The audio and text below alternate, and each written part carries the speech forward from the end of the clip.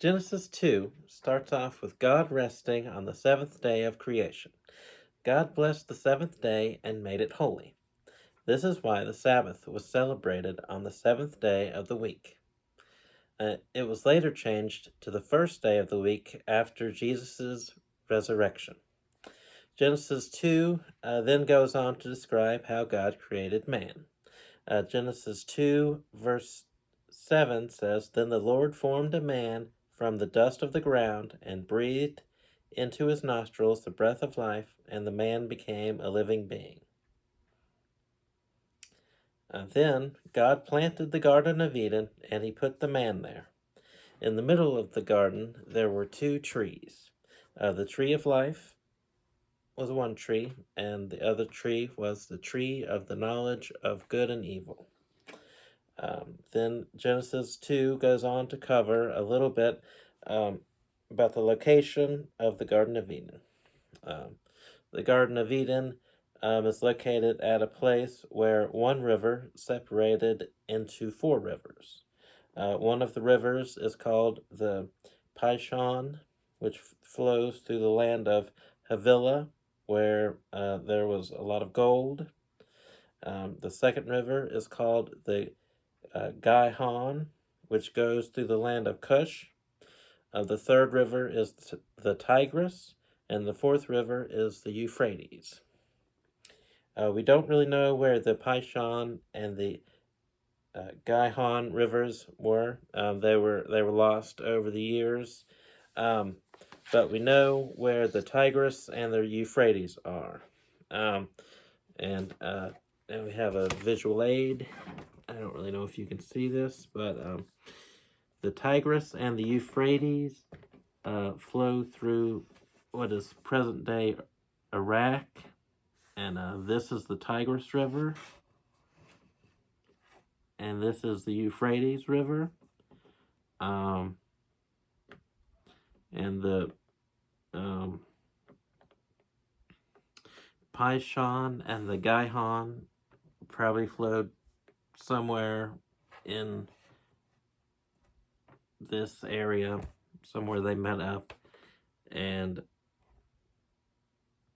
that's where the Garden of Eden was, somewhere in this area. I don't really know exactly where.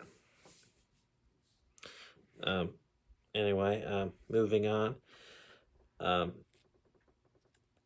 God made the man work and care for the garden. God told the man that he was free to eat from any tree in the garden except for the tree of the knowledge of good and evil. God said that if he was to eat from that tree, he would certainly die. Then God said that it was not good for the man to be alone, so God decided that he would make a helper for him. God brought all the animals to the man, and the man decided what they would be called. But no suitable helper was found for the man.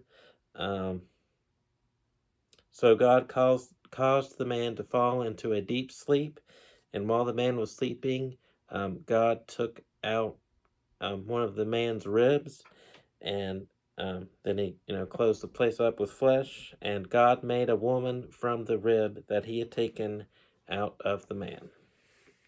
When the man saw the woman that God had made for him, he said in Genesis chapter 2, verse 23, This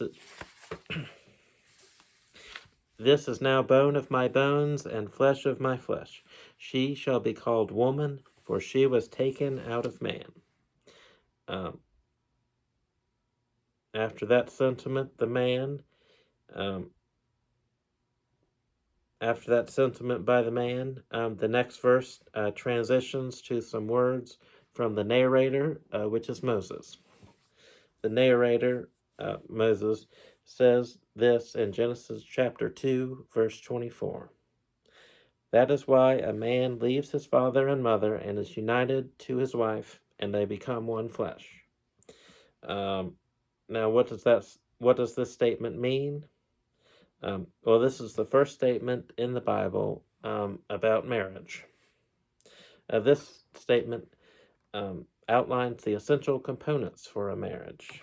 Leaving your parents, holding fast to your spouse, and achieving a one flesh union. The next verse says that the man and the woman were both naked and they felt no shame.